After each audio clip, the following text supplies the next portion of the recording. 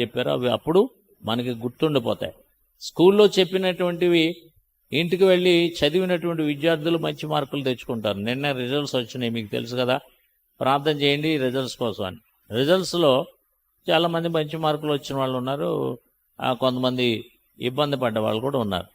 కారణం ఏంటంటే వాళ్ళు అక్కడ టీచర్ చెప్పినటువంటి దాన్ని మరలా ఇంటికి వచ్చి చదివిన వారు జ్ఞాపకంలో ఉండిపోద్ది. వాళ్ళు మరలా ఎగ్జామ్లో రాయగలుగుతారు, పరీక్ష వచ్చినప్పుడు దాన్ని గుర్తుపెట్టుకొని రాయగలుగుతారు.